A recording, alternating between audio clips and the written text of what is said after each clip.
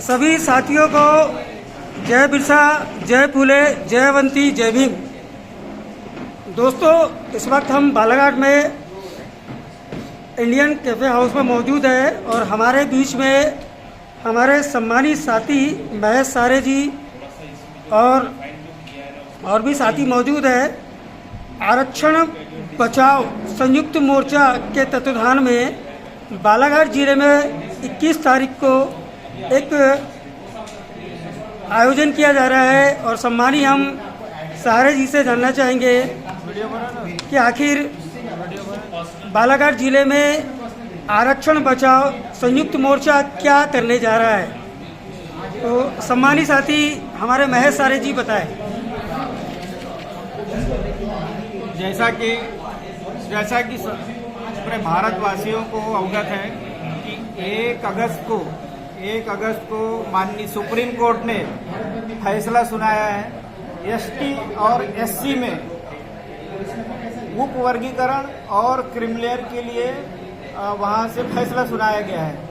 तो इस फैसले का हम लोग विरोध करते हैं और जो सुप्रीम कोर्ट ने क्रिमिलेयर वर्गीकरण की बात की है, जो आरक्षण एसटी एससी को मिला गया था ये आर्थिक आधार पर नहीं मिला गया था, ये तो वर्षों से छुआछूत की, एक दूसरे के प्रति भेदभाव का था, सामाजिक अव्यवस्थाएं थी, इसलिए आरक्षण मिला गया।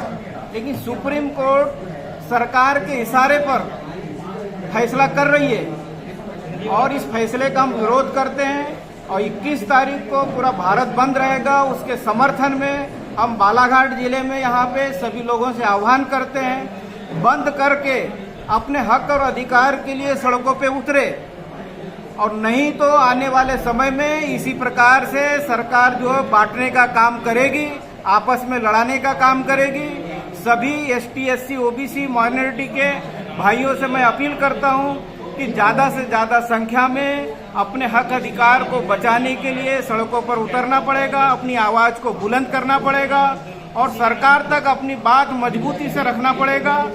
और भारत की सरकार, नरेंद्र मोदी जी की सरकार विशेष सत्र बुलाकर जो कानून, जो सुप्रीम कोर्ट ने फैसला सुनाया है उसको रद्द करे, वहाँ पे एक मीटिंग बुलाए, मीटिंग बुला के ही सुप्रीम कोर्ट के का फैसले को जो है संसद से रद्द होना चाहिए, ये हमारी मांग है।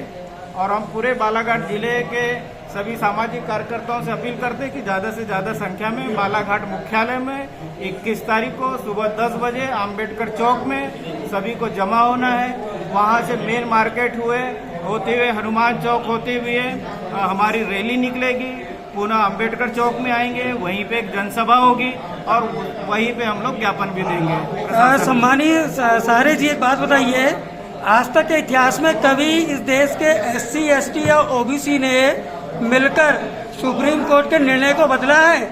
जो आप 21 तारीख में इस देश में आरक्षण बचाओ संयुक्त मोर्चा के माध्यम से इस निर्णय को बदलना चाहते हैं, क्या उम्मीद लगाते हैं कि परिवर्तन होगा? इसके पहले भी 2017 में एसटी एससी में जो है एट्रोसिटी का बदलाव करे थे और सब लोग सड़क पे उतरे एक साथ और वो फैसले को वापस लेना पड़ा।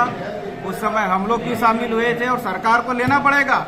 सरकार अभी बोल रही कि लागू नहीं करेंगे, लेकिन लागू नहीं करने से उनकी मंशा अलग दिख रही है, क्योंकि अभी 2-3 राज्यों में चुनाव है, अभी उसका प्रभाव पड़ेगा, इसलिए उनने अभी उसको रोक के रखे। लेकिन विशेष सत्र बुलाए, उस विशेष सत्र में उसको समाप्त करे कि जो 1 तारीख को सुप्रीम कोर्ट ने फैसला सुनाया है कि एसटी एससी में उप वर्गीकरण और क्रिमिनल की जो बात करी है, इस फैसले से हम संतुष्ट नहीं है, इसको वापस होना चाहिए। एससी एसटी में वर्गीकरण से एससी एसटी की उन जातियों को जिनको आरक्षण का लाभ नहीं मिला है सुप्रीम कोर्ट और यह देश देना चाहता है, तो आखिर डर किस बात का है? डर हमको नहीं है, डर उन लोगों को जो सत्ता में बैठे हुए। भैया, एक सांसद का लड़का सांसद बनता है, वहां करो, आप वहां लागू करो ना। गरीब वंचित पिछड़े लोगों के बीच में, एसटी एससी के बीच में ये कैसी बातें कर रहे हैं? अभी तक हमारे लोगों की हालत कैसी खराब है, अभी आप गांव में जाके देखेंगे हमारे लोगों की कैसी हालत खराब है। 2 वक्त का खाने के लिए अभी अनाज नहीं हमारे लोगों के पास में। और अगर इनको क्रिमिलेयर करना है, सांसद का लड़का सांसद नहीं बने, विधायक का लड़का विधायक नहीं बने, विधायक की पत्नी विधायक न बने। ये बात वहां से चालू होना चाहिए ना। ये एसटी एससी पे क्यों प्रयोग करते हैं हमेशा?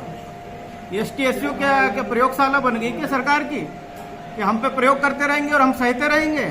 और हम इस देश के मूल निवासी है, ये अपने पे अत्याचार को सहेंगे नहीं।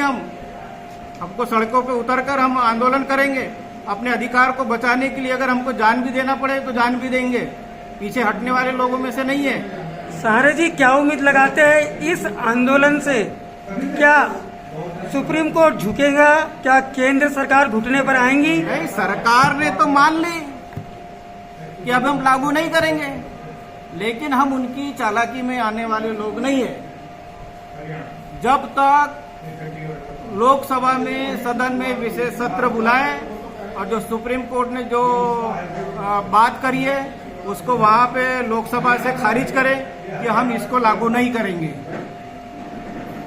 सुप्रीम कोर्ट को इसमें दखल अंदाजी नहीं देना चाहिए एसटीएससी के मामले में। हमको तो लग रहा है कि सरकार ही जो है सुप्रीम कोर्ट से करवा रही है सब। क्या अपील है आपकी इस देश के एससी एसटी ओबीसी और तमाम समतावादी संगठनों से? हमारी अपील है कि अपने हक अधिकार को बचाने के लिए ज्यादा से ज्यादा संख्या में उतरे। इसके पहले भी 2017 में सरकार ने प्रयोग करी थी एट्रोसिटी में बदलाव के लिए। इस बार एसटी एससी में भी जो है उप वर्गीकरण और क्रिमिनल के लिए भी जो है सुप्रीम कोर्ट ने फैसला सुनाया है। तो ये सब अपने आप को बचाने के लिए सबको एक साथ आना पड़ेगा, और एक साथ नहीं आएंगे तो सरकार जो है हम पे प्रयोग करते रहेगी, हमको बांटने का काम करते रहेगी। हम ये बांटने वाले काम में हम उनके साथ में नहीं है।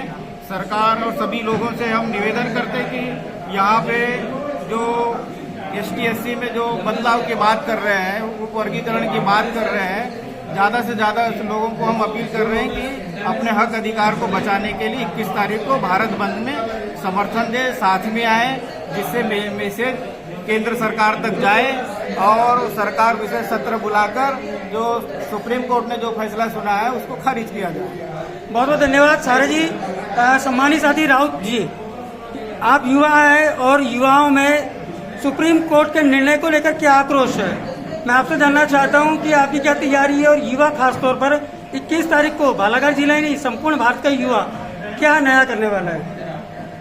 देखिए, 21 तारीख को जो बंद का आयोजन रखा गया है वो पूरे बड़े वरिष्ठों के मार्गदर्शन में रखा गया है, और जैसे बड़े हमको निर्देश करेंगे युवा ताकत के, वैसे ही युवा साथी पूरे रोड में उतर के अपने हक अधिकारों के लिए चाहे चक्का जाम करना पड़े या भारत बंद करना पड़े, चाहे अपने खून की रक्त को बहाना पड़े, पूरे युवा साथी अपने रक्त बहाने के लिए तैयार है, क्योंकि ये हमारा अधिकार है।